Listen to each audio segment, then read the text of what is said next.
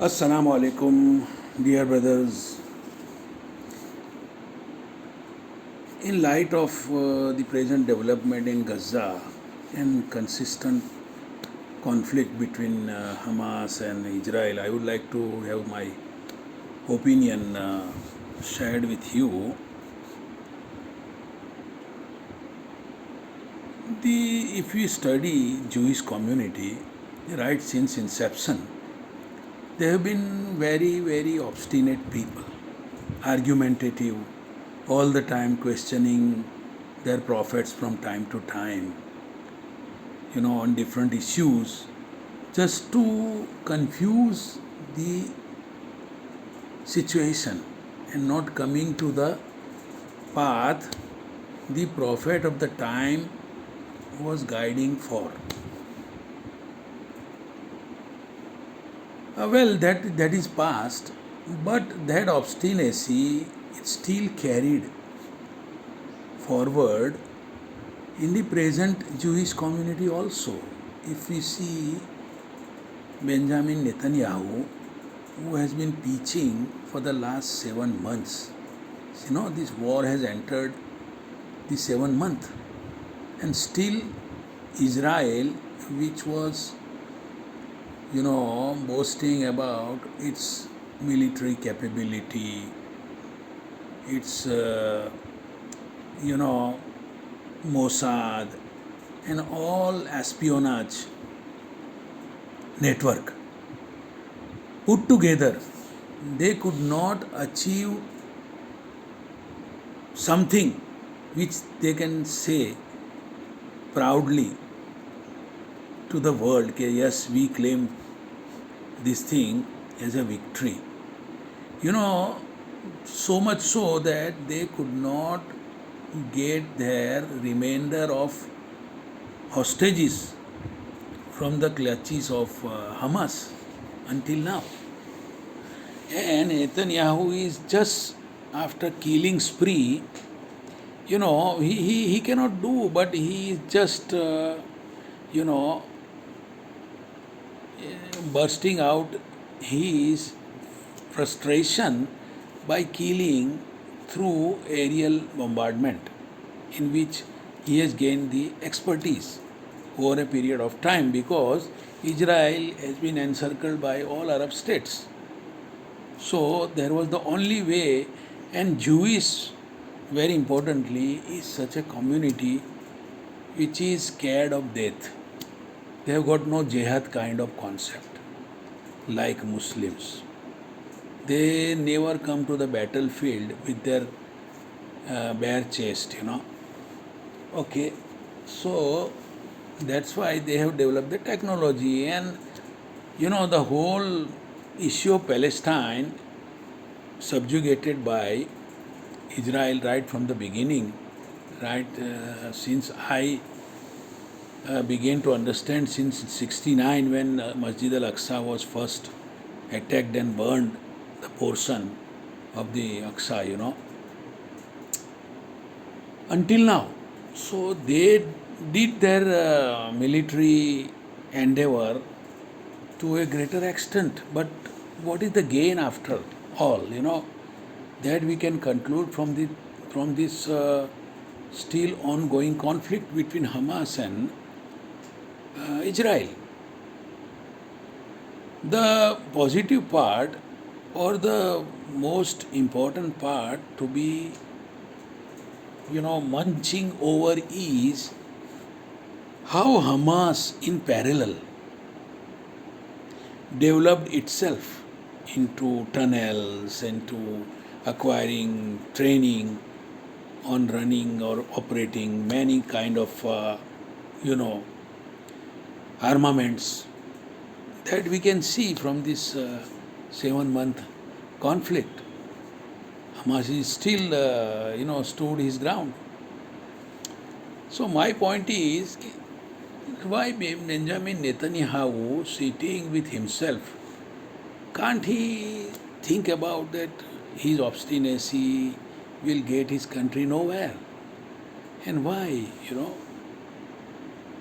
when Islam has said and Islam has talked about maximum time in Quran about Bani Israel. So what was the intention? What is the intention of Quran? What is the purpose of Quran behind discussing huge, you know, huge amount of time about Israel? Because to draw a synergy between Christians, Jews, and Muslims. Because of the conflict of these three communities, the whole world peace is at stake. See, every now and then you will see the conflict between Israel and Palestine, between Christians and Muslim world. So the Quran's basic intention was to provide stability so that based on these chosen communities, everlasting peace can be established on this earth so that human values, human spirit of inquiry, technology, and interaction between communities and nations can erase the national boundaries and communities will come together on a single platform of one God. That is the main essence of Quranic message, to bring social justice, equality, equity, and all these things. That's why I am wondering why religion is dragged into conflict with science, whereas Quran says you have better equip yourself with spirit of inquiry and try to understand by studying empirically, observing empirically the entire universe and how it has been created by a single God, so that peace can be endured on this earth. When prophets began their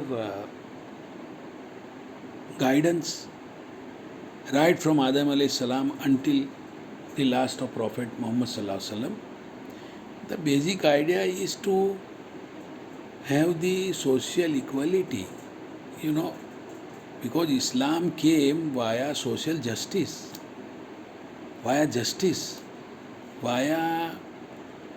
human rights. How Sayyidina Bilal, began to believe the truthfulness of Nabi Pak Sallallahu Alaihi Wasallam. And when he was saying Ahad, Ahad, what does that mean? Ahad, Ahad means Aap Sallallahu Alaihi Wasallam himself. He was, firmly of the opinion that Muhammad Sallallahu Alaihi Wasallam will definitely get him out of this hell of servitude he was serving at that time.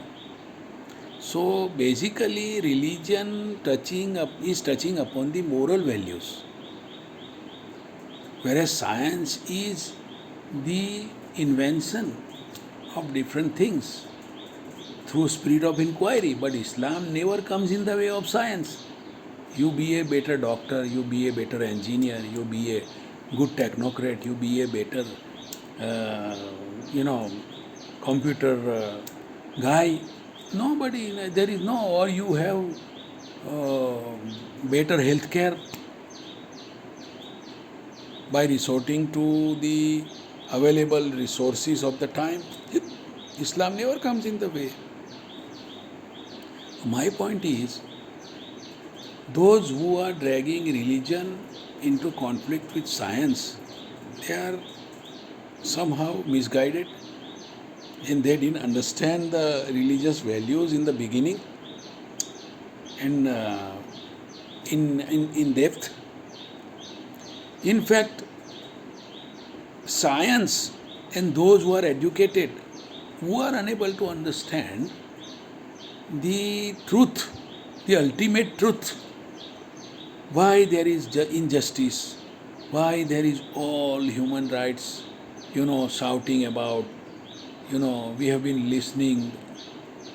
The air is, ranting with inequality, justice, oppression, killing, murder, loot, everything. So, if education was to be brought about human reformation, why all these social evils are existing? So, religion basically is touching upon the moral values which are endured in any case, by any age, by any education, in any time. You have to have the moral values. Without moral values, you can never have the everlasting peace on this earth. And that can be taught by religion only. Hope I shared with you my ideas and maybe you will find it acceptable. Thank you. Assalamu alaikum.